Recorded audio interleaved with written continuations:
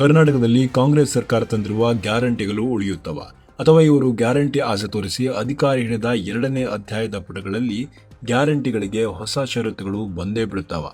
ಇದೇ ವಿಚಾರ ಈಗ ಕರ್ನಾಟಕದ ಮಟ್ಟದಲ್ಲಿ ಜನಸಾಮಾನ್ಯರು ಹಾಗೂ ಪ್ರತಿಪಕ್ಷಗಳ ನಡುವೆ ಬಿಸಿಯಾದ ಹೊಸ ಬಗೆಯ ಚರ್ಚೆ ಶುರು ಮಾಡಿದೆ. ನಮಸ್ಕಾರ ವೀಕ್ಷಕರೇ, ಕಳೆದ ಚುನಾವಣೆಯ ಸಂದರ್ಭದಲ್ಲಿ ಅಧಿಕಾರವನ್ನ ಹಿಡಿಯುವ ಧಾವಂತದಲ್ಲಿ ಪಂಚ ಗ್ಯಾರಂಟಿ ನೀಡಿದ ಸರ್ಕಾರ ಮೊದಲು 3 ವರ್ಷ ಹಾದಿ ಬೀದಿಯಲ್ಲಿ ನುಡಿದಂತೆ ನಡೆದಿದ್ದೇವೆ ಎಂದು ದುರಹಂಕಾರದಿಂದ ಹೇಳಿಕೊಂಡು ಓಡಾಡುತ್ತಿದ್ದ ಕಾಂಗ್ರೆಸ್ ಸರ್ಕಾರ ಈಗ ತನ್ನ ಗ್ಯಾರಂಟಿಗಳಲ್ಲಿ ಮಹತ್ವಾಕಾಂಕ್ಷಿಯಾದ ಗೃಹಲಕ್ಷ್ಮಿ ಯೋಜನೆಯ ಫಲಾನುಭವಿಗಳ ಪಟ್ಟಿಗೆ ಕತ್ತರಿ ಹಾಕಲು ಮುಂದಾಗಿದೆ. ಕಾಂಗ್ರೆಸ್ನ ಈ ಚಿಂತನೆ ಸರ್ಕಾರದ ಖಜಾನೆ ಖಾಲಿಯಾದ ಸಂಕೇತವೊಂದೇ ಲೆಕ್ಕಿಸಲಾಗ್ತಾ ಇದೆ. ಗ್ಯಾರಂಟಿಯ ಅಡಿಯಲ್ಲಿ 2,000 ರೂಪಾಯಿ ಪಡೆಯುತ್ತಿದ್ದ ಸುಮಾರು 4.7 ಲಕ್ಷ ಮಹಿಳೆಯರ ಹೆಸರನ್ನ ಪಟ್ಟಿಯಿಂದ ಕೈಬಿಡಲಾಗಿದೆ ಎಂಬ ನಿಖರವಾದ ಮಾಹಿತಿ ಹೊರಬಿದ್ದಿದೆ. ಈ ಬೆಳವಣಿಗೆ ಹಿಂದೆ ಡಿಕೆ ಸರ್ಕಾರದ ಉದ್ದೇಶ ಏನು ಎಂಬ ಸವಾಲು ಮೂಡ್ತಾ ಇದೆ.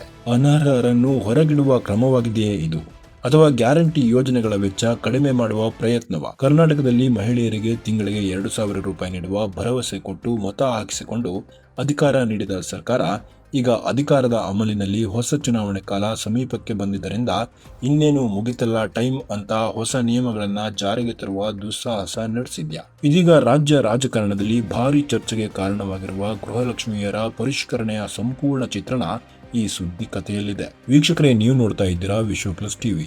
ಗೃಹಲಕ್ಷ್ಮಿ ಯೋಜನೆ ಕರ್ನಾಟಕದಲ್ಲಿ ಕಾಂಗ್ರೆಸ್ ಸರ್ಕಾರದ ಪಂಚ ಗ್ಯಾರಂಟಿಗಳಲ್ಲಿ ಅತ್ಯಂತ ಜನಪ್ರಿಯ ಯೋಜನೆ.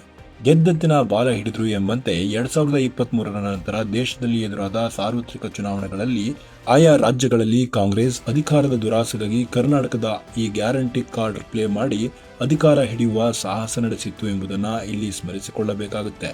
ಆದರೆ ಈ ಗ್ಯಾರಂಟಿಗಳ ಮದರ್ಲ್ಯಾಂಡ್ ಕರ್ನಾಟಕದಲ್ಲಿ ಈಗ ಅದೇ ಗ್ಯಾರಂಟಿಗಳಿಗೆ ಕತ್ತರಿ ಹಾಕುವ ಕೆಲಸ ಇದೇ ಕಾಂಗ್ರೆಸ್ ಆರಂಭಿಸಿದೆ ಎಂಬುದು ಜಿಜ್ಞಾಸೆಯ ವಿಚಾರ. ಮನೆಯ ಯಜಮಾನಿಗೆ ಪ್ರತಿ ತಿಂಗಳಿಗೆ 2,000 ನೀಡುವ ಭರವಸೆಯೊಂದಿಗೆ ಆರಂಭವಾದ ಯೋಜನೆ ಲಕ್ಷಾಂತರ ಗೃಹಿಣಿಯರ ಬದುಕಿಗೆ ನೆರವಾಗಿತ್ತು. ಆದರೆ ಈಗ ನೋಡಿದರೆ ಸರ್ಕಾರ ಫಲಾನುಭವಿಗಳ ಪಟ್ಟಿಯನ್ನ ಜರಣಿ ಹಿಡಿಯಲು ಮುಂದಾಗಿದೆ. ಈ ಫಿಲ್ಟರ್ ಕ್ರಮದ ಮೊದಲ ಹಂತದಲ್ಲಿ 4.7 ಲಕ್ಷ ಸ್ತ್ರೀಯರ ಹೆಸರು ಈ ಪಟ್ಟಿಯಿಂದ ಕೈ ಬಿಡಲಾಗಿದೆ ಎಂಬುದು ಮತದಾರರ ಅಸಮಾಧಾನದ ವಿಚಾರ.